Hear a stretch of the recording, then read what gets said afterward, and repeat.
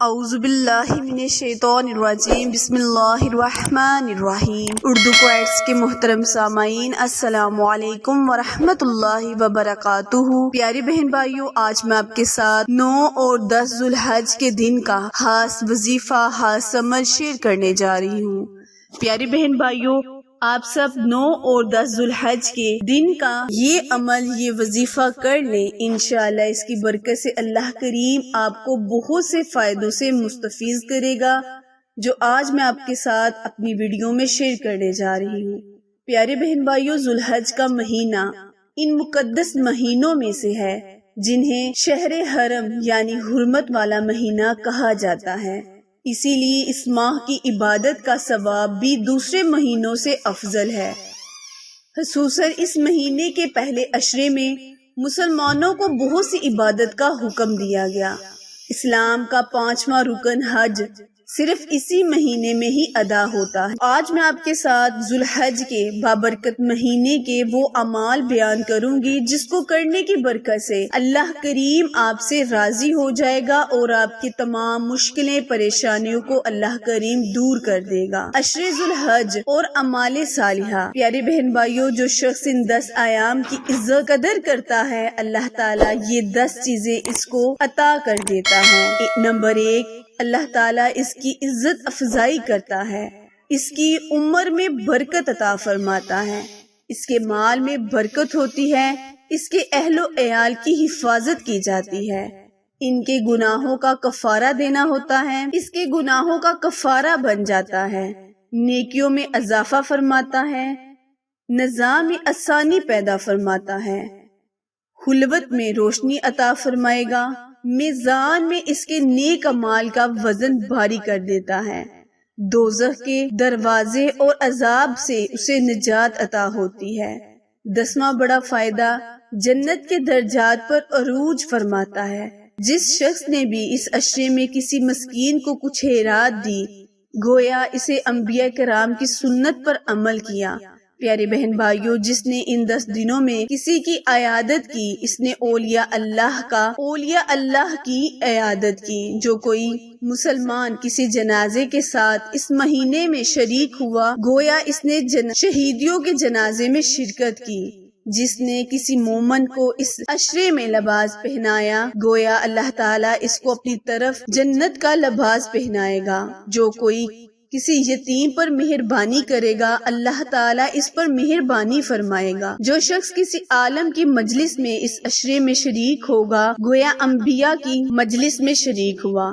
تو پیارے بہن بھائیوں، حضرت عائشہ صدیقہ رضی اللہ عنہا فرماتی ہیں کہ جناب رسول اللہ صلی اللہ علیہ وسلم کے زمانے میں ایک شخص نے گانا سنا۔ گانا سننے کا بہت شوقین تھا، لیکن ذو الحج کا چاند دیکھ کر صبح سے روزہ رکھ لیتا۔ اس کی اطلاع حضور اقدس صلی اللہ علیہ وسلم کو پہنچی۔ آپ نے فرمایا، اس کو بلاؤ۔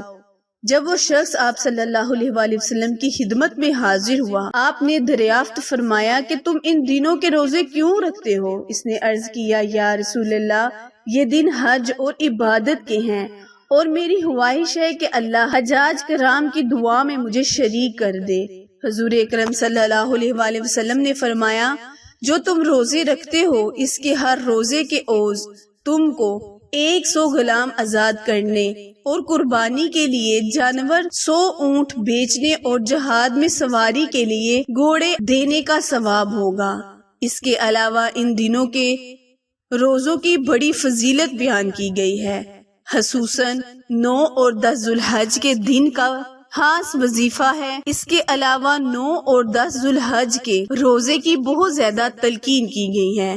پیارے بہن بھائیوں، اگر آپ ماہ ذو الحج کے ان 10 دنوں میں اللہ تعالیٰ کی عبادت کریں گے، اللہ تعالیٰ سے دل کھول کر مانگیں گے، تو اللہ تعالیٰ آپ کو ان فائدوں سے مستفیض کرے گا جو آج میں نے آپ کے ساتھ شیئر کیے ہیں۔ تو وظیفہ شیئر کرنے سے پہلے آپ سے گزارش ہے کہ جنہوں نے ابھی چینل کو سبسکرائب نہیں کیا، وہ جلدی سے میرے چینل کو سبسکرائب کریں اور ساتھ موجود گھنٹی کے بٹن کو دبائیں تاکہ آل نوٹیفیکیشن سب سے پہلے بروقت آسانی سے آپ تک پہنچتی رہے۔ جزاک اللہ۔ پیارے بہن بھائیوں، تو کرنا آپ نے یہ ہے کہ 9 اور 10 ذو الحج کے دن بعد نماز مغرب آپ نے سورہ اخلاص یعنی قل هو اللہ احد اللہ صمد کو 100 مرتبہ اول اور آخر کثرت کے ساتھ درود ابراہیم پڑھ کر اس وظیفے کو مکمل کرنا ہے۔ اس وظیفے کو پڑھ کر آپ نے اپنے اللہ سے جس بھی مقصد کے لیے دعا مانگیں گے اللہ کریم آپ کو عطا کرے گا۔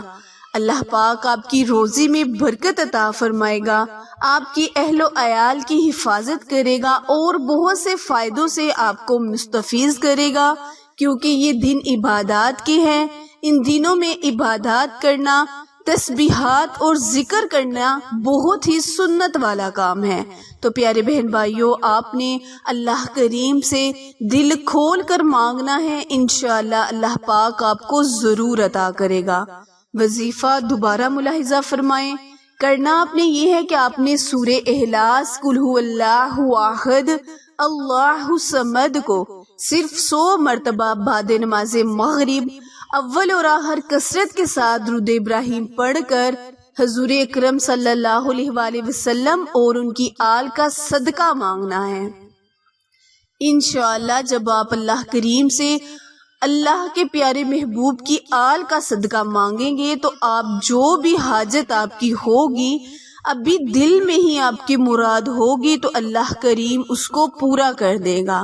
بس 9 اور 10 ذوالحج کے دن ان خصوصی ایام میں آپ نے روزہ رکھنا ہے، سورہ اخلاص کو 100 مرتبہ بعد نماز مغرب پڑھنا ہے، پھر اپنی حاجات کے بارے میں اللہ سے ذکر کرنا ہے۔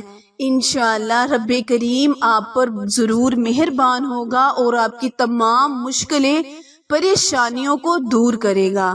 وظیفہ عمل پسند آئے تو لائک، شیئر اور سبسکرائب کرنا مت بھولیں، کیونکہ آپ لوگوں کی سپورٹ ہماری کامیابی کا ذریعہ ہے۔ پھر ملیں گے کسی اچھے وظیفے کے ساتھ، تب تک کے لیے اجازت دے، اللہ نگہبان۔